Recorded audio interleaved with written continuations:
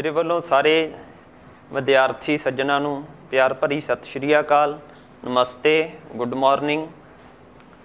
अज आपां AOC academy दे विच master cadre की तैयारी वास्ते पंजाबी विषय के नाल संबंधित कुछ जानकारी साझी करांगे।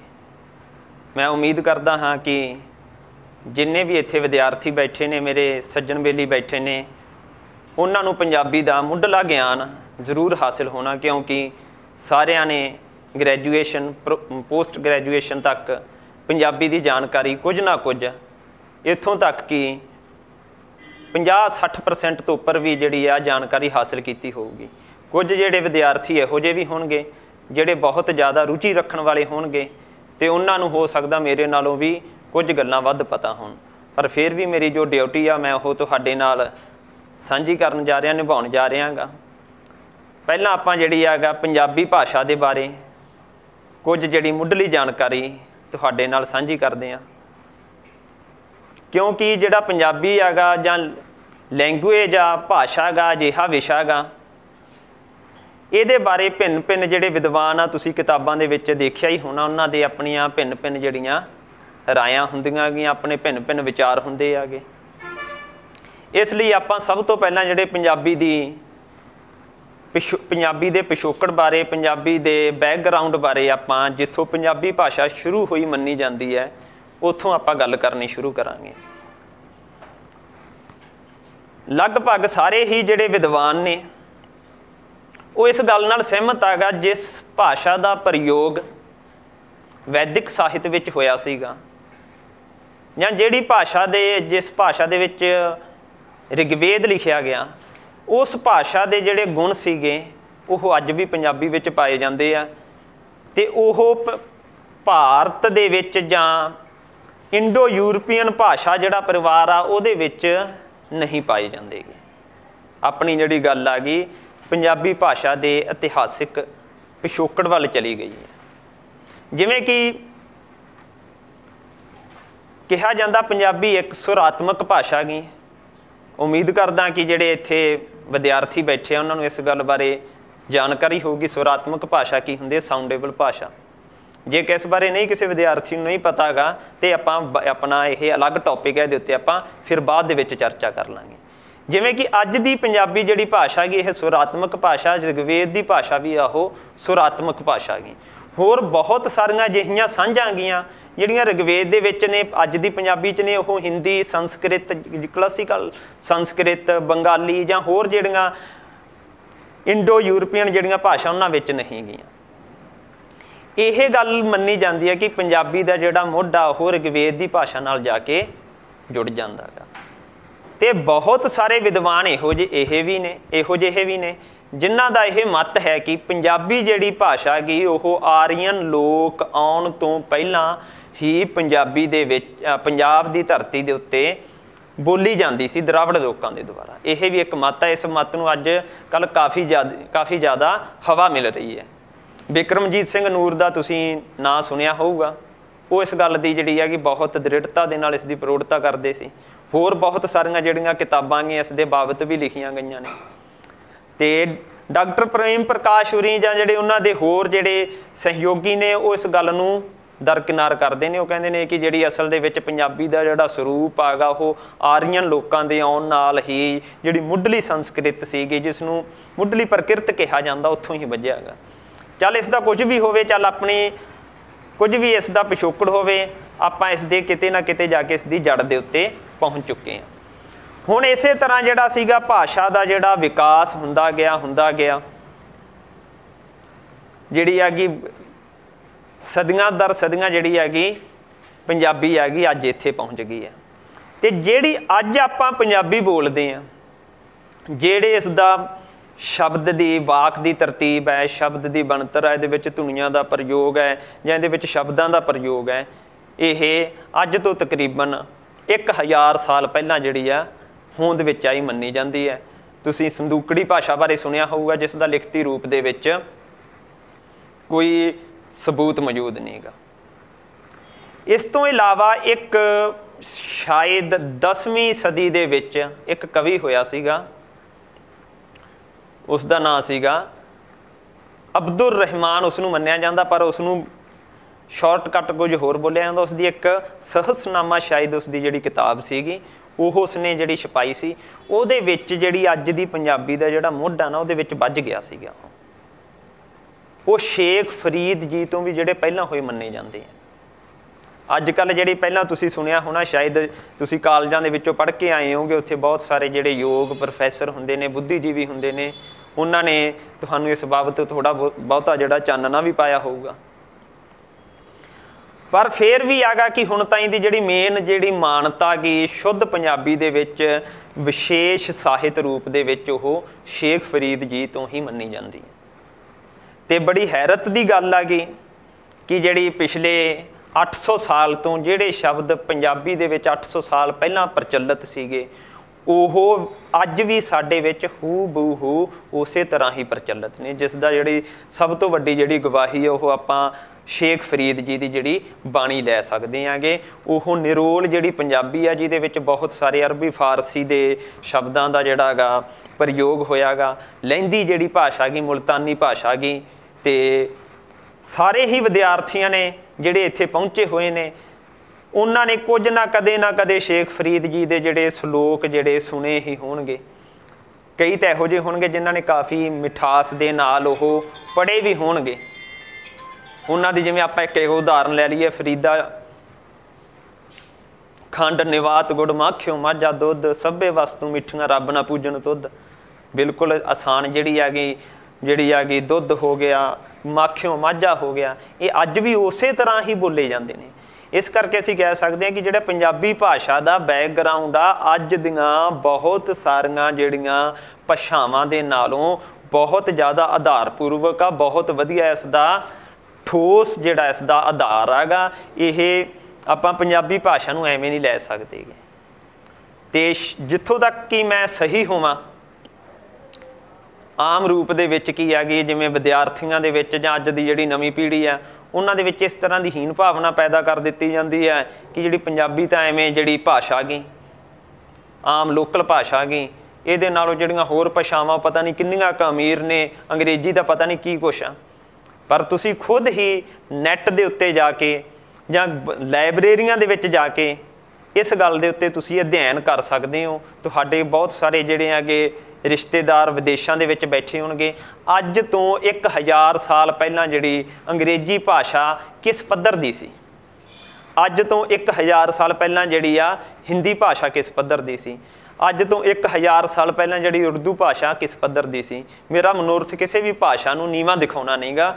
ਤੁਹਾਡੇ ਜ਼ਿਹਨ ਦੇ ਵਿੱਚ, ਤੁਹਾਡੇ ਦਿਮਾਗ ਦੇ ਵਿੱਚ, ਤੁਹਾਡੀ ਦ੍ਰਿਸ਼ਟੀ ਦੇ ਵਿੱਚ ਪੰਜਾਬੀ ਭਾਸ਼ਾ ਦਾ ਇੱਕ ਮੁੱਢਲਾ ਸਰੂਪ ਵੱਜਣਾ ਹੈਗਾ, ਤਾਂ ਕਿ ਕਿਸੇ ਵੀ ਚੀਜ਼ ਦਾ ਅਸੀਂ ਸਹੀ ਅਧਿਐਨ ਉਦੋਂ ਹੀ ਕਰ ਸਕਦੇ ਹਾਂ ਜਦੋਂ ਉਸ ਦੇ ਪ੍ਰਤੀ ਸਾਡਾ ਕੀ ਆ ਇੱਕ ਸਤਿਕਾਰ ਭਾਵਨਾ ਹੋਵੇ, ਸ਼ਰਧਾ ਪੂਰਵਕ ਅਧਿਐਨ ਹੋਵੇ। ਸ਼ਰਧਾ ਪੂਰਵਕ ਦਾ ਮਤਲਬ ਇਹ ਨਹੀਂ ਅੰਧ ਵਿਸ਼ਵਾਸ ਵੀ, ਜਿਹੜੀ ਭਾਸ਼ਾ ਦੇ ਵਿੱਚ ਆਪਣੀ ਭਾਸ਼ਾ ਨੂੰ ਕਈ ਲੋਕ ਵੱਡਾ ਦੱਸਣ ਖਾਤਰ ਬਹੁਤ ਸਾਰੀਆਂ ਉਸ ਦੇ ਨਾਲ ਜਿਹੜੀਆਂ ਗੈਰ ਤੱਥ ਆਧਾਰਿਤ ਗੱਲਾਂ ਜੋੜ ਦਿੰਦੇ ਨੇ।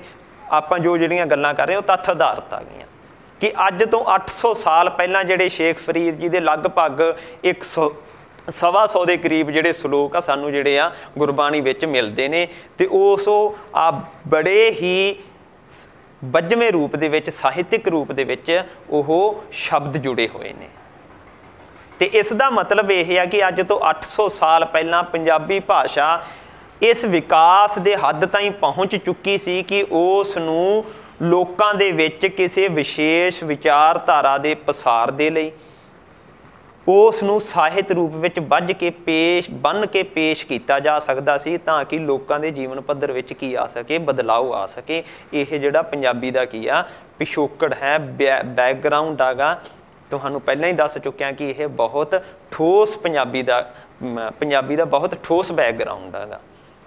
ਇਸ ਕਰਕੇ ਜਿੰਨੇ ਵੀ ਇੱਥੇ ਵਿਦਿਆਰਥੀ ਬੈਠੇ ਨੇ, ਮੇਰੇ ਸੱਜਣ ਬੇਲੀ ਬੈਠੇ ਨੇ, ਉਹ ਆਪਣੇ ਜ਼ਿਹਨ ਦੇ ਵਿੱਚ ਇਹ ਗੱਲ ਬਿਠਾ ਲੈਣ ਸਭ ਤੋਂ ਪਹਿਲਾਂ, ਕਿਉਂਕਿ ਆਪਾਂ ਪੰਜਾਬੀ ਦਾ ਹੀ ਅਧਿਐਨ ਕਰਨਾ ਕਿ ਅਸੀਂ ਕਿਸੇ ਐਵੇਂ ਲੋਕਲ ਭਾਸ਼ਾ ਜਾਂ ਐਵੇਂ ਗਵਾਰ ਲੋਕਾਂ ਦੀ ਭਾਸ਼ਾ ਦਾ ਅਧਿਐਨ ਨਹੀਂ ਕਰ ਰਹੇ। ਅਸੀਂ ਦੁਨੀਆ ਦੀ ਇੱਕ ਬਹੁਤ ਜ਼ਿਆਦਾ ਅਮੀਰ ਭਾਸ਼ਾ, ਬਹੁਤ ਇੱਕ ਪੁਰਾਣੀ ਭਾਸ਼ਾ ਦਾ ਅਧਿਐਨ ਕਰਨ ਜਾ ਰਹੇ ਹਾਂ। ਅਤੇ ਤੁਸੀਂ ਸਾਰੇ ਜਾਣੇ ਪੜ੍ਹ ਕੇ ਆਏ ਹੋਵੋਗੇ, ਬਹੁਤ ਸਾਰਿਆਂ ਨੇ MA ਕੀਤੀ ਹੋਊਗੀ, ਇਲੈਕਟਿਵ ਪੰਜਾਬੀ ਦੇ ਵਿੱਚ ਕੀ ਕੀਤਾ ਹੋਊਗਾ, BA ਕੀਤੀ ਹੋਊਗੀ। ਤੁਹਾਨੂੰ ਇਸ ਗੱਲ ਦਾ ਉੱਥੋਂ ਹੀ ਨੌਲੇਜ ਗਿਆਨ ਹਾਸਲ ਹੋ ਗਿਆ ਹੋਊਗਾ ਕਿ ਪੰਜਾਬੀ ਹੈਗੀ ਇਹ ਕੋਈ ਸਧਾਰਨ ਭਾਸ਼ਾ ਨਹੀਂ, ਨਾ ਹੀ ਇਸ ਦਾ ਸਿਲੇਬਸ ਸਧਾਰਨ ਹੈਗਾ। ਮੇਰਾ ਇਹ ਨਿੱਜੀ ਰੂਪ ਦੇ ਵਿੱਚ ਮੰਨਣਾ, ਜੇਕਰ ਪੇਪਰ ਕਰਨਾ ਔਖਾ ਸੋਹਣੇ ਰੂਪ ਦੇ ਵਿੱਚ ਪੂਰੇ ਅੰਕ ਹਾਸਲ ਕਰਨੇ ਚਾਹੁੰਦੇ ਹੋ ਤਾਂ ਪੰਜਾਬੀ ਦਾ ਪੇਪਰ ਸਭ ਤੋਂ ਔਖਾ ਪੇਪਰ ਹੈਗਾ।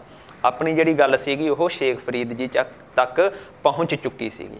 ਤੇ ਉਸ ਤੋਂ ਬਾਅਦ ਜਿਹੜੀ ਗੱਲ ਆਉਂਦੀ ਜਾਂਦੀ ਆ ਉੱਥੋਂ ਹੀ ਕੀ ਹੋ ਜਾਂਦਾ ਹੈਗਾ, ਸ਼ੇਖ ਫਰੀਦ ਜੀ ਤੋਂ ਹੀ ਗੁਰਮਤਿ ਕਾਵਿ ਦਾ ਜਿਹੜਾ ਮੁੱਢ ਬੰਨਿਆ ਮੰਨਿਆ ਜਾਂਦਾ ਹੈਗਾ, ਕਿਉਂਕਿ ਉਹਨਾਂ ਦੀ ਜਿਹੜੀ ਗੁਰਬਾਣੀ ਦੇ ਰੂਪ ਦੇ ਵਿੱਚ ਗੁਰੂ ਗ੍ਰੰਥ ਸਾਹਿਬ ਦੇ ਵਿੱਚ ਉਹਨਾਂ ਦੇ ਜਿਹੜੇ ਸਾਰੇ ਸ਼ਲੋਕ ਉਪਦੇਸ਼ ਦਰਜ ਹੈਗਾ।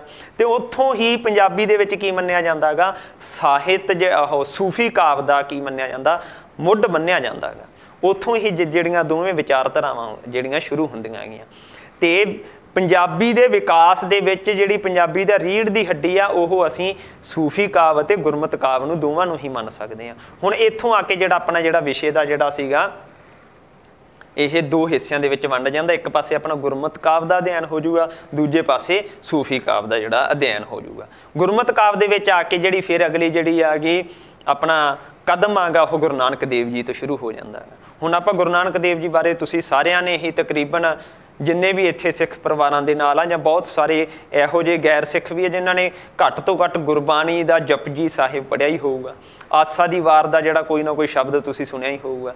ਜੇ ਤੁਸੀਂ ਪੜ੍ਹਿਆ ਜਾਂ ਸੁਣਿਆ ਨਹੀਂ ਤਾਂ ਕਿਧਰੇ ਗੁਰਦੁਆਰੇ ਜਾਂ ਕਿਧਰੇ ਨਗਰ ਕੀਰਤਨ ਦੇ ਤੁਸੀਂ ਉਹਨਾਂ ਦੇ ਜਿਹੜੇ ਸ਼ਬਦ ਆਗੇ ਉਹ ਕੰਨੀ ਪੈ ਹੀ ਜਾਂਦੇ ਨੇ। ਹੁਣ ਉਹਨਾਂ ਸ਼ਬਦਾਂ ਦਾ ਜਦੋਂ ਅਸੀਂ ਅਧਿਐਨ ਕਰਦੇ ਆਂਗੇ ਤਾਂ ਉਹ ਨਿਰੋਲ ਰੂਪ ਵਿੱਚ ਉਹ ਪੰਜਾਬੀ ਦੇ ਹੀ ਜਿਹੜੇ ਸ਼ਬਦ ਆਗੇ। ਉਹਨਾਂ ਦੇ ਬਹੁਤ ਸਾਰੇ ਸੱਜਣ ਬੇਲੀ ਇਹ ਮੰਨ ਲੈਂਦੇ ਆਗੇ ਕਿ ਜਿਹੜੀ ਗੁਰੂ ਨਾਨਕ ਦੇਵ ਜੀ ਜਾਂ ਆਪਣਾ ਗੁਰਬਾਣੀ ਦੇ ਵਿੱਚ ਜਿਹੜੀ ਭਾਸ਼ਾ ਇਸਤੇਮਾਲ ਹੋਈ ਆ ਉਹ ਨਿਰੋਲ ਰੂਪ 'ਚ ਪੰਜਾਬੀ ਨਹੀਂ ਜਾਂ ਪੰਜਾਬੀ ਹੈ ਹੀ ਨਹੀਂ, ਉਹ ਅਸਲ ਵਿੱਚ ਪੰਜਾਬੀ ਹੀ ਹੈਗੀ। ਕਿਉਂਕਿ ਹੁਣ ਆਪਣਾ ਜਿਹੜਾ ਦੂਜਾ ਜਿਹੜਾ ਕਦਮ ਆ ਉਹ ਗੁਰਮਤਿ ਕਾਵਿ ਦੇ ਵਿੱਚ ਆ ਜਾਂਦਾ। ਹੋ ਸਕਦਾ ਮੇਰੇ ਤੋਂ ਭਿੰਨ ਕਿਸੇ ਹੋਰ ਬੁੱਧੀਜੀਵੀ ਦੀ ਰਾਏ ਹੋਵੇ, ਪਰ ਮੈਂ ਤੁਹਾਡੇ ਨਾਲ ਕੁਝ ਕੁ ਜਿਹੜੇ ਇਸ ਦੇ ਬਾਰੇ ਆਪਣੀਆਂ ਦਲੀਲਾਂ ਤੱਥ ਪੇਸ਼ ਕਰਨ ਜਾ ਰਿਹਾ ਹਾਂ। ਹੁਣ ਜਿਵੇਂ ਕਿ ਆਪਾਂ ਗੁਰਬਾਣੀ ਦਾ ਜਿਹੜਾ ਜਦੋਂ ਅਧਿਐਨ ਕਰਦੇ ਹਾਂ ਉੱਥੇ ਆਪਾਂ ਕਿ ਇੱਕ ਓਂਕਾਰ ਤੋਂ ਗੱਲ ਸ਼ੁਰੂ ਹੁੰਦੀ ਹੈ। ਓਂਕਾਰ ਦੇ ਅੱਗੇ ਕੀ ਲੱਗਿਆ ਹੁੰਦਾ, ਇੱਕ ਲੱਗਿਆ ਹੁੰਦਾ ਹੈਗਾ। ਹੁਣ ਪੰਜਾਬੀ ਦੇ ਵਿੱਚ ਹੀ ਵਨ ਨੂੰ ਇੱਕ ਬੋਲਿਆ ਜਾਂਦਾ ਹੈਗਾ। ਇਸ ਲਈ ਅਸੀਂ ਬੜੇ ਠੋਸ ਆਧਾਰ ਦੇ ਨਾਲ ਕਹਿ ਸਕਦੇ ਹਾਂ ਜਿਹੜਾ ਕਿ ਗੁਰਬਾਣੀ ਹੈਗਾ ਜਾਂ ਗੁਰਮਤਿ ਕਾਵਿ ਹੈਗਾ ਉਸ ਦੀ ਜਿਹੜੀ ਮੁੱਢਲੀ ਭਾਸ਼ਾ ਹੈਗੀ, ਉਸ ਦੀ ਅੰਤਰਿਕ ਜਿਹੜੀ ਭਾਸ਼ਾ ਉਹ ਪੰਜਾਬੀ ਹੈ। ਜੇਕਰ ਉਸ ਨੂੰ ਅਸੀਂ ਇੱਕ ਨਾ ਬੋਲੀਏ ਜਾਂ ਉਸ ਨੂੰ ਏਕ ਬੋਲੀਏ ਜਾਂ ਉਸ ਨੂੰ ਵਨ ਬੋਲੀਏ ਫਿਰ ਤਾਂ ਅਸੀਂ ਇਹ ਗੱਲ ਕਹਿ ਸਕਦੇ ਹਾਂ ਕਿ ਜਿਹੜੀ ਹੈਗੀ ਗੁਰਮਤਿ ਕਾਵਿ ਦੀ ਜਿਹੜੀ ਭਾਸ਼ਾ ਦੀ ਜਿਹੜੀ ਆ ਅੰਤਰਾਤਮਾ ਗੀ ਉਹ ਪੰਜਾਬੀ ਨਹੀਂ ਗੀ। ਆਈ ਸਮਝ। ਫਿਰ ਉਸ ਤੋਂ ਬਾਅਦ ਜਦੋਂ ਅਸੀਂ ਗੁਰਬਾਣੀ ਦੇ ਵਿੱਚ ਤੁਸੀਂ ਸਾਰਿਆਂ ਨੇ ਹੀ ਗੁਰਬਾਣੀ ਦੇ ਕੋਈ ਨਾ ਕੋਈ ਜਿਹੜੇ ਸ਼ਬਦ ਪੜ੍ਹੇ ਹੋਣੇ ਆ, ਉੱਥੇ ਆਉਂਦਾ ਗਾ ਮਹੱਲਾ ਪਹਿਲਾ, ਮਹੱਲਾ ਦੂਜਾ, ਮਹੱਲਾ ਤੀਜਾ, ਮਹੱਲਾ ਚੌਥਾ, ਮਹੱਲਾ ਪੰਜਵਾਂ। ਦੂਜਾ ਤੀਜਾ ਚੌਥਾ ਪੰਜਵਾਂ ਜਿਹੜੇ ਸ਼ਬਦ ਹੈ ਪੰਜਾਬੀ ਦੇ ਹੀ ਸ਼ਬਦ ਨੇ।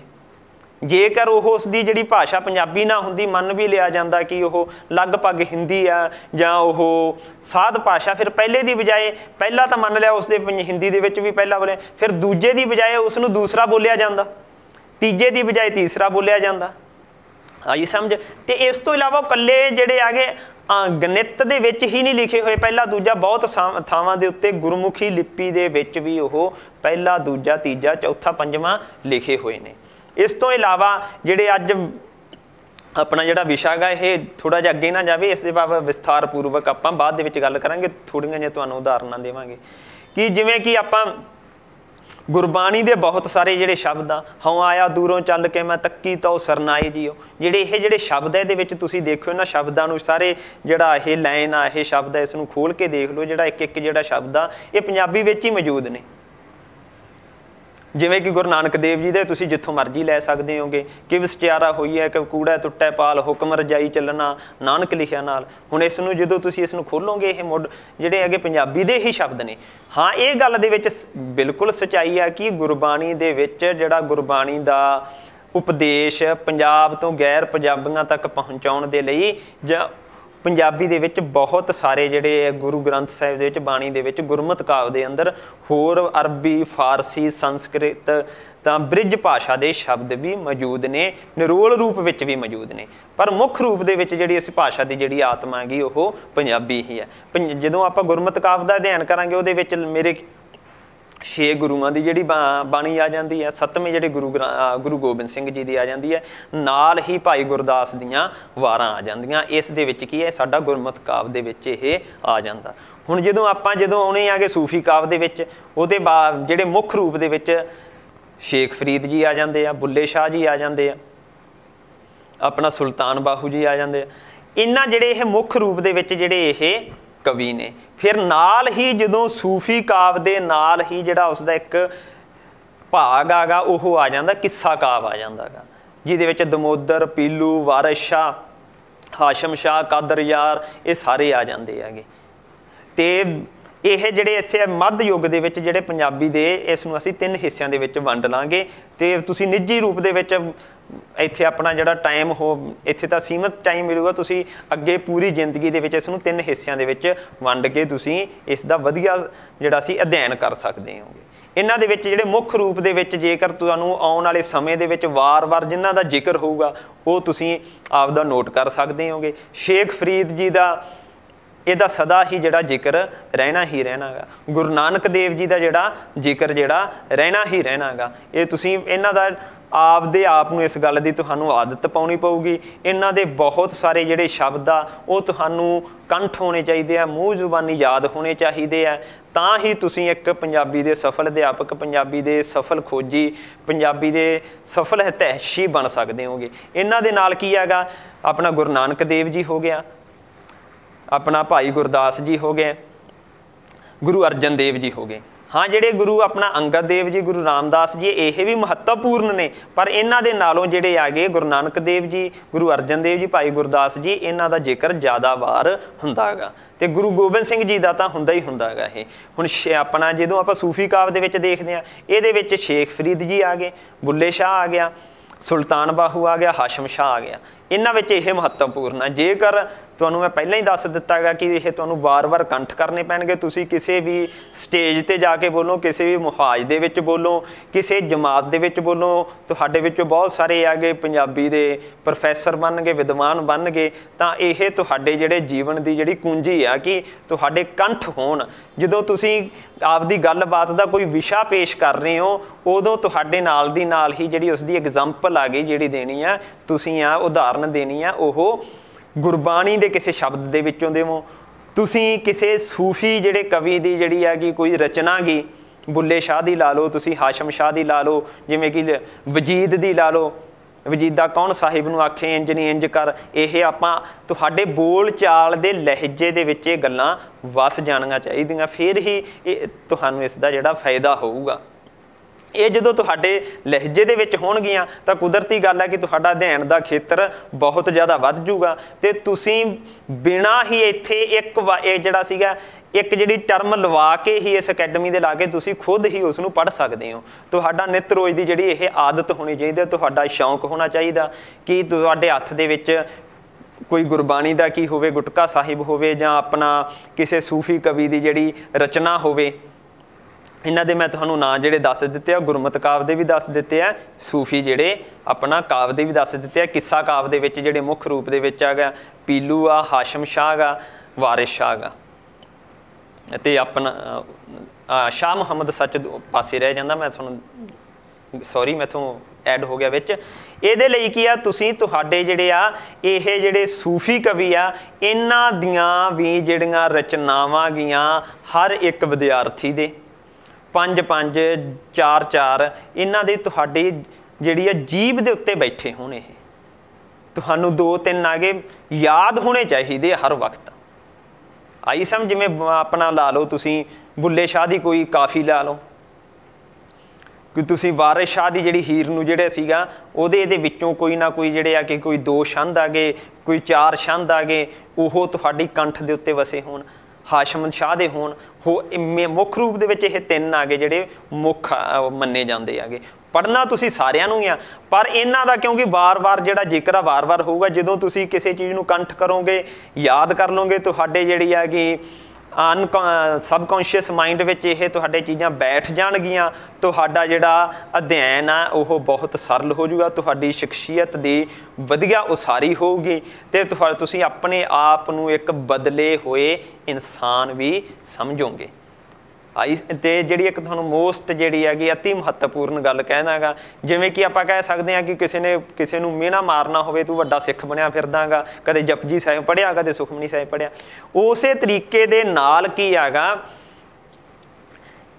ਪੰਜਾਬੀ ਹੋਣ ਦੇ ਲਈ ਜੇਕਰ ਤੁਸੀਂ ਸੱਚਮੁੱਚ ਹੀ ਆਪਣੇ ਆਪ ਦੇ ਵਿੱਚ ਪੰਜਾਬੀ ਭਾਸ਼ਾ ਦੀ ਮਿਠਾਸ ਨੂੰ ਦੇਖਣਾ ਚਾਹੁੰਦੇ ਹੋ, ਵਾਰਿਸ ਸ਼ਾਹ ਦੀ ਹੀਰ ਜ਼ਰੂਰ ਪੜ੍ਹਨੀ ਚਾਹੀਦੀ ਹੈ। ਇਹ ਚੀਜ਼ਾਂ ਨੈੱਟ ਦੇ ਉੱਤੇ ਹੀ ਉਪਲਬਧ ਨੇ, ਇਹ ਚੀਜ਼ਾਂ ਯਾਦ ਕਰਨੀਆਂ ਵੀ ਬਹੁਤ ਸੌਖੀਆਂ ਨੇ। ਜਿਹੜੇ ਤੁਸੀਂ ਇੱਧਰ ਉੱਧਰ ਦੇ ਹੋਰ ਗੀਤ ਸੁਣਦੇ ਰਹਿੰਦੇ ਹੋਗੇ, ਮੈਂ ਕਿਸੇ ਕਲਾਕਾਰ ਨੂੰ ਮਾੜਾ ਨਹੀਂ ਕਹਿਣਾ ਚਾਹੁੰਦਾ, ਕਹਿਣ ਦਾ ਮਤਲਬ ਤੁਸੀਂ ਇਹਨਾਂ ਹੀ ਰਚਨਾਵਾਂ ਨੂੰ ਸੁਣ ਸਕਦੇ ਹੋ, ਬਹੁਤ ਵਧੀਆ ਤਰੀਕੇ ਨਾਲ ਸੁਣ ਸਕਦੇ ਹੋ। ਤੁਹਾਡਾ ਬਹੁਤ ਵਧੀਆ ਕੀ ਹੋਊਗਾ, ਅਧਿਐਨ ਹੋਊਗਾ, ਤੁਹਾਡੇ ਉਹ ਜੀਭ ਦੇ ਉੱਤੇ ਚੀਜ਼ਾਂ ਚੜ੍ਹ ਜਾਣਗੀਆਂ। ਤੇ ਤੁਸੀਂ ਜਦੋਂ ਹੀ ਤੁਹਾਡੇ ਸਾਹਮਣੇ ਕੋਈ ਪੇਪਰ ਆਊਗਾ, ਜਾਂ ਪੇਪਰ ਨੂੰ ਛੱਡੋ, ਤੁਸੀਂ ਕਿਸੇ ਕਲਾਸ ਨੂੰ ਪੜ੍ਹਾਉਣ ਗਏ ਹੋ ਜਾਂ ਤੁਸੀਂ ਕਿਸੇ ਸੈਮੀਨਾਰ ਦੇ ਵਿੱਚ ਪਹੁੰਚੇ ਹੋ, ਨਾਲ ਦੀ ਨਾਲ ਹੀ ਤੁਸੀਂ ਉਹ ਤੁਰੰਤ ਬੋਲੋਗੇ, ਤੁਰੰਤ ਤੁਹਾਡੇ ਤੋਂ ਬੋਲੀਆਂ ਜਾਣਗੀਆਂ। ਤੁਹਾਡੀ ਜਿਹੜੀ ਜੀਭ ਆ, ਤੁਹਾਡਾ ਜ਼ਿਹਨ ਆਪਣੇ ਆਪ ਕੰਮ ਕਰਦਾ ਜਾਊਗਾ। ਇਹ ਤਾਂ ਸੀ ਸਾਡਾ ਜਿਹੜਾ ਮੱਧ ਯੁੱਗ ਦਾ ਜਿਹੜਾ ਸੀਗਾ, ਜਿਹੜਾ ਹਲਕਾ ਜਿਹਾ ਚਾਨਣਾ ਸੀਗਾ ਕਿਸ ਦੇ ਉੱਤੇ, ਜਿਹੜਾ ਆਪਾਂ ਪੰਜਾਬੀ ਦਾ ਜਿਹੜਾ ਸੀ ਸਾਹਿਤ ਦੇ ਲਿਟਰੇਚਰ ਦੇ ਉੱਤੇ। ਹੁਣ ਆਪਾਂ ਜਿਹੜਾ ਅਗਲਾ ਜਿਹੜਾ ਆਧੁਨਿਕ ਜਿਹੜੀ ਯੁੱਗ ਦੀ ਜਿਹੜੀ ਸ਼ੁਰੂਆਤ ਆ, ਉਹ 20ਵੀਂ ਸਦੀ ਦੇ ਸ਼ੁਰੂ ਤੋਂ ਆਪਾਂ ਮੰਨ ਸਕਦੇ ਹਾਂਗੇ। 20ਵੀਂ ਸਦੀ ਲਾ ਲਓ, 19ਵੀਂ ਸਦੀ ਦੇ ਅਖੀਰ ਤੋਂ, ਜਿੱਥੋਂ ਸਿੰਘ ਸਭਾ ਜਿਹੜੀ ਲਹਿਰ ਸ਼ੁਰੂ ਹੁੰਦੀ ਆ, ਜਾਂ ਜਿਹਦੇ ਵਿੱਚ ਪ੍ਰਗਤੀਵਾਦੀ ਜਿਹੜਾ ਕਾਵ ਆ ਜਾਂਦਾ ਹੈਗਾ, ਆਪਣਾ ਜੁਝਾਰਵਾਦੀ ਕਾਵ ਆ ਜਾਂਦਾ, ਜਿਹੜਾ ਅੱਜ ਤਾਈਂ ਜਿਹੜਾ ਚੱਲ ਰਿਹਾ ਗਾ। ਅੱਜ ਜੋ ਕਾਵ ਚੱਲ ਰਿਹਾ, ਇਸ ਦਾ ਜਿਹੜਾ ਮੁਲਾਂਕਣ ਹੈਗਾ ਉਹ ਅੱਜ ਤੋਂ 20-15 ਸਾਲ ਜਿਹੜਾ ਸੀਗਾ ਬਾਅਦ ਦੇ ਵਿੱਚ ਹੋਊਗਾ। ਬਹੁਤ ਸਾਰੇ ਜਿਹੜੇ ਸੱਜਣ ਬੇਲੀ ਆ, ਅੱਜ ਦੇ ਕਾਵ ਦਾ ਵੀ ਮੁਲਾਂਕਣ ਉਹ ਕਰੀ ਬੈਠੇ ਨੇ, ਪਰ ਹਜੇ ਤਾਈਂ ਕਿਸੇ ਨਤੀਜੇ ਦੇ ਉੱਤੇ ਉਹ ਪਹੁੰਚਣਾ ਜਿਹੜਾ ਸੀ ਜਾਇਜ਼ ਨਹੀਂ ਮੰਨਿਆ ਜਾ ਸਕਦਾ। ਹੁਣ ਜਿਹੜਾ ਸੀਗਾ ਆਪਣਾ ਆਪਾਂ ਆਧੁਨਿਕ ਕਾਵ ਦੇ ਵਿੱਚ ਕਰਦੇ ਹਾਂ, ਉਹਦੇ ਵਿੱਚ ਸਭ ਤੋਂ ਪਹਿਲਾਂ ਜਿਹੜਾ ਨਾਂ ਤੁਸੀਂ ਭਾਈ ਵੀਰ ਸਿੰਘ ਦਾ ਸੁਣਿਆ ਹੀ ਹੋਣਾ ਗਾ। ਭਾਈ ਵੀਰ ਸਿੰਘ, ਪ੍ਰੋਫੈਸਰ ਪੂਰਨ ਸਿੰਘ, ਮੋਹਨ ਸਿੰਘ, ਅੰਮ੍ਰਿਤਾ ਪ੍ਰੀਤਮ, ਇਹ ਵੀ ਨਾਂ ਤੁਹਾਡੇ ਜਿਹੜੇ ਉਸੇ ਤਰੀਕੇ ਦੇ ਨਾਲ ਜ਼ਿਹਨ ਦੇ ਵਿੱਚ ਹੋਣੇ ਚਾਹੀਦੇ ਆ। ਇਹਨਾਂ ਦੀਆਂ ਰਚਨਾਵਾਂ ਤੁਸੀਂ ਵਾਰ-ਵਾਰ ਪੜ੍ਹੋ, ਇਹਨਾਂ ਦਾ ਆਨੰਦ ਲੈਣਾ ਸਿੱਖੋ। ਤੇ ਮੈਂ ਤੁਹਾਨੂੰ ਇੱਕ ਬੜੀ ਕੌੜੀ ਜਿਹੜੀ ਗੱਲ ਕਹਿ ਦੇਣੀ ਚਾਹੁੰਦਾ ਗਾ ਕਿ ਜੇਕਰ ਤੁਹਾਨੂੰ ਇਹਨਾਂ ਚੀਜ਼ਾਂ ਦਾ ਆਨੰਦ ਨਹੀਂ ਗਾ, ਇਹਨਾਂ ਚੀਜ਼ਾਂ ਤੁਹਾਨੂੰ ਮਿੱਠੀਆਂ ਨਹੀਂ ਲੱਗਦੀਆਂ, ਤੇ ਸ਼ਾਇਦ ਮੇਰੇ ਖਿਆਲ ਦੇ ਮੁਤਾਬਕ ਤੁਸੀਂ ਆਪਣੇ ਇਸ ਵਿਸ਼ੇ ਦੇ ਵਿੱਚ ਕੀ ਆ, ਮਾਹਿਰ ਨਹੀਂ ਬਣ ਸਕੋਗੇ। ਇਹ ਇੱਕ ਕੌੜੀ ਗੱਲ ਆ, ਪਰ ਫਿਰ ਵੀ ਤੁਹਾਨੂੰ ਇਹ ਦੱਸ, ਜੇ ਤੁਹਾਨੂੰ ਇਹ ਮਿੱਠੀਆਂ ਲੱਗਣ ਲੱਗ ਗਈਆਂ, ਤੁਹਾਨੂੰ ਇਹਨਾਂ ਦਾ ਨਸ਼ਾ ਹੋਣ ਲੱਗ ਗਿਆ, ਤੇ ਤੁਹਾਨੂੰ ਕਿਧਰੋਂ ਵੀ ਜਾ ਕੇ ਸਿੱਖਣ ਦੀ ਜ਼ਰੂਰਤ ਨਹੀਂ ਪਊਗੀ। ਤੁਹਾਡੇ ਅੰਦਰੋਂ ਜਾਦੂ ਵਾਂਗੂ ਇਹਨਾਂ ਚੀਜ਼ਾਂ ਦਾ ਗਿਆਨ ਫੁੱਟੂਗਾ। ਆਪਾਂ ਇਹਨਾਂ ਦੇ ਜਿਹੜੇ ਆਗੇ ਭਾਈ ਵੀਰ ਸਿੰਘ ਹੋ ਗਿਆ, ਪ੍ਰੋਫੈਸਰ ਪੂਰਨ ਸਿੰਘ ਹੋ ਗਿਆ, ਮੋਹਨ ਸਿੰਘ ਹੋ ਗਿਆ, ਅੰਮ੍ਰਿਤਾ ਪ੍ਰੀਤਮ ਹੋ ਗਈ, ਧਨੀ ਰਾਮ ਚਾਤਰਿਕ ਹੋ ਗਿਆ, ਆਨੰਦ ਲਾਲ ਨੂਰਪੁਰੀ ਹੋ ਗਿਆ, ਇਹਨਾਂ ਦਾ ਇੱਕ ਜਿਹੜਾ ਟਾਈਮ ਪੀਰੀਅਡ ਅੱਡ ਬਣ ਜਾਂਦਾ। ਉਸ ਤੋਂ ਬਾਅਦ ਕੀ ਹੈ, ਸ਼ਿਵ ਕੁਮਾਰ ਬਟਾਲਵੀ ਹੋ ਗਿਆ, ਆਪਣਾ ਸੁਰਜੀਤ ਪਾਤਰ ਹੋ ਗਿਆ। ਇਹ ਜਿਹੜੇ ਕਵੀ ਅੱਜ ਤਾਈਂ ਸਾਡੀ ਜਿਹੜੀ ਕਵਿਤਾ ਨੂੰ ਇੱਥੋਂ ਤਾਈਂ ਲੈ ਆਉਂਦੇ ਆ। ਤੇ ਨਾਲ ਹੀ ਹੈਗਾ ਕਿ ਇੱਥੇ ਕੀ ਆ, ਵਾਰਤਕ ਦਾ ਕੀ ਹੋ ਜਾਂਦਾ, ਦੌਰ ਸ਼ੁਰੂ ਹੋ ਜਾਂਦਾ, ਜਿਹਨੂੰ ਆਪਾਂ ਨਾਵਲ ਕਹਾਣੀਆਂ ਵਗੈਰਾ ਕਹਿੰਦੇ ਆਗੇ। ਇੱਥੋਂ ਹੀ ਕੀ ਆ, ਭਾਈ ਵੀਰ ਸਿੰਘ ਹੀ ਆ ਕਿ ਉਹਨਾਂ ਨੇ ਕੀ, ਨਾਨਕ ਸਿੰਘ ਹੋ ਗਿਆ, ਅੰਮ੍ਰਿਤਾ ਪ੍ਰੀਤਮ ਹੋ ਗਈ, ਜਸਵੰਤ ਸਿੰਘ ਕਮਲ ਹੋ ਗਿਆ। ਇਹਨਾਂ ਸਾਰਿਆਂ ਦਾ ਹੀ ਤੁਹਾਨੂੰ ਕੋਈ ਨਾ ਕੋਈ ਨਾਵਲ 1-2 ਪੜ੍ਹੇ ਹੋਣੇ ਚਾਹੀਦੇ ਆ। ਇਹ ਸਾਰੇ ਦੇ ਸਾਰੇ ਇਹਨਾਂ ਨੂੰ ਇਹ ਬਾਅਦ ਦੇ ਵਿੱਚ ਇਹਨਾਂ ਵਿੱਚੋਂ ਆਪਾਂ ਦੇਖ ਲਾਂਗੇ, ਕੱਢ ਲਾਂਗੇ ਕਿਹੜੇ ਰੋਮਾਂਟਿਕ ਕਵੀ ਸੀਗੇ, ਕਿਹੜੇ ਜੁਝਾਰਵਾਦੀ ਸੀਗੇ। ਇਹਨਾਂ ਦਾ ਹੀ ਆਪਾਂ ਬਾਅਦ ਦੇ ਵਿੱਚ ਇਹਨਾਂ ਦਾ ਕੀ ਕਰਾ ਲਾਂਗੇ, ਇਹਨਾਂ ਦਾ ਵਰਗੀਕਰਨ ਕਰ ਲਾਂਗੇ। ਤੇ ਮੈਨੂੰ ਫਿਰ ਦੁਬਾਰਾ ਤੋਂ ਤੁਹਾਨੂੰ ਇਸ ਗੱਲ ਦੀ ਬੇਨਤੀ ਜਿਹੜੀ ਹੈਗੀ ਮੈਂ ਕਰ ਰਿਹਾ ਗਾ, ਇਹ ਤੁਸੀਂ ਖੁਦ ਪੜ੍ਹੇ ਹੋਣੇ ਚਾਹੀਦੇ ਆ, ਤੁਹਾਨੂੰ ਇਹ ਪਤਾ ਹੋਣਾ ਚਾਹੀਦਾ ਗਾ। ਹਾਂ ਵੀ ਤੁਰੰਤ ਕੋਈ ਗੱਲ ਕਰੇ ਵੀ ਜਸਵੰਤ ਸਿੰਘ ਕਮਲ ਦਾ ਕਿਹੜਾ ਪਿੰਡ ਸੀਗਾ, ਉਹਨੇ ਕਿਹਦੇ ਬਾਰੇ ਵਾਰ-ਵਾਰ ਜਿਹੜਾ ਸੀਗਾ ਲਿਖਿਆ, ਨਾਲ ਦੀ ਨਾਲ ਹੀ ਤੁਹਾਨੂੰ ਪਤਾ ਹੋਵੇ ਕਿ ਪਾਸ਼ ਕਿਵੇਂ ਮਰਿਆ ਸੀਗਾ, ਤੇ ਪਿਛਲਾ ਉਹਨੂੰ ਮਾਰਨ ਦਾ ਕੀ ਕਾਰਨ ਸੀਗਾ। ਅੰਮ੍ਰਿਤਾ ਪ੍ਰੀਤਮ ਦਾ ਜਿਹੜਾ ਜੀਵਨ ਸੀਗਾ ਉਹ ਕਿਹੋ ਜਿਹਾ ਸੀਗਾ। ਭਾਈ ਵੀਰ ਸਿੰਘ ਦਾ ਜਿਹੜਾ ਸੀਗਾ ਉਹ ਉਸਦਾ ਸਾਹਿਤਕਾਰ ਬਣਦਾ, ਉਹਦਾ ਮੁੱਖ ਜਿਹੜਾ ਬੈਕਗਰਾਊਂਡ ਕੀ ਸੀਗਾ, ਉਸਦੇ ਅੰਦਰ ਕੀ ਚੀਜ਼ ਕੰਮ ਕਰਦੀ ਪਈ ਸੀਗੀ, ਜਿਹੜਾ ਉਹਨਾਂ ਨੂੰ ਇੰਨਾ ਜਿਹੜਾ ਸਾਰਾ ਉਹਨਾਂ ਨੇ ਸਾਨੂੰ ਸਾਹਿਤ ਰਚ ਕੇ ਦਿੱਤਾ ਗਾ। ਪ੍ਰੋਫੈਸਰ ਪੂਰਨ ਸਿੰਘ ਹੋਰੀ ਇਸ ਖੇਤਰ ਦੇ ਵਿੱਚ ਕਿਵੇਂ ਆਏ, ਜਿਹੜਾ ਸੀਗਾ ਆਪਣਾ ਹੋਰ ਜਿਹੜੇ ਅੱਜ ਦੇ ਜਿਹੜੇ ਬਹੁਤ ਸਾਰੇ ਜਿਵੇਂ ਰਾਮ ਸਰੂਪ ਅਣਖੀ ਹੋ ਗਿਆ, ਇਹ ਇਸ ਖੇਤਰ ਦੇ ਵਿੱਚ ਕਿਵੇਂ ਆਏ। ਉਹਨਾਂ ਦੇ ਨਾਲ ਤੁਹਾਨੂੰ ਇਹ ਸਾਰੇ ਬੰਦੇ ਇਸ ਤਰ੍ਹਾਂ ਜਾਪਣੇ ਚਾਹੀਦੇ ਜਿਵੇਂ ਤੁਹਾਡੇ ਆਂਢ ਗੁਆਂਢ ਦੇ ਬੰਦੇ ਹੋਣ। ਤੁਹਾਨੂੰ ਇਉਂ ਲੱਗੇ ਕਿ ਜਿਵੇਂ ਪਿੰਡ ਦੇ ਇਹਨਾਂ ਦੀਆਂ ਜੀਵਨ ਬਾਰੇ ਕੁਝ ਇੱਕ 2 ਜਿਹੜੀਆਂ ਘਟਨਾਵਾਂ ਇਸ ਤਰੀਕੇ ਦੇ ਨਾਲ ਪਤਾ ਹੋਣ ਕਿ ਜਿਵੇਂ ਤੁਹਾਨੂੰ ਪਿੰਡ ਦੇ ਕਿਸੇ ਬੰਦੇ ਦੀ ਚੁਗਲੀ ਦਾ ਪਤਾ ਹੁੰਦਾ। ਤੁਹਾਨੂੰ ਇਹ ਬਹੁਤ ਵਧੀਆ ਇਹ ਫਿਰ रुचि भरपूर यह विशा लगूगा। इत्थों ताईं आके अज ताईं साडा की आ जांदा पंजाबी लिटरेचर दे विच इत्थों ताईं असीं पहुँच जाने। हो सकदा मैथों कोई जिहड़ी रह गई होवे। एक पॉइंट मैं इहदे विच छड्ड गया सी, वो पॉइंट सीगा अपना वीर काव दा। वीर काव दे विच अपना गुरु गोबिंद सिंह जी आ जांदे ने, शाह मुहम्मद आ जांदा। यह मुख रूप दे विच यह दो अपना नजाबत आ जांदा गा। पर मुख रूप दे विच बार बार जिहड़े पंजाबी दे विच दुहराए जाते हैं, रिपीट होंगे गुरु गोबिंद सिंह ते शाह मुहम्मद आ। ते गुरु गोबिंद सिंह जी की जिहड़ी अपनी रचना चंडी दी वार तुसीं जानदे हो, शाह मुहम्मद की रचना जंगनामा सिंघां दे फिरंगियां दा। यह भी बड़े थावां दे उत्ते स्टेजां दे उत्ते इहदे भी जिहड़े आ पंडित आ जिहड़े आगे दे अल्फाज जिहड़े आ शब्द बोले जाते हैं। ये सी साडा पंजाबी दा मुੱਢਲਾ जिहड़ा चानण सीगा पंजाबी लिटरेचर दे उत्ते पाया गया। शुक्रिया, धन्नवाद। अज दे लई इन्ना। कल तो आपां जिहड़ा मुੱਢਲਾ जिहड़ा चानण आ ओह व्याकरण दे उत्ते पावांगे, फिर उसे तरह आपां कदम दर कदम आपदा जिहड़ा असीं सिलेबस करदे जावांगे। शुक्रिया।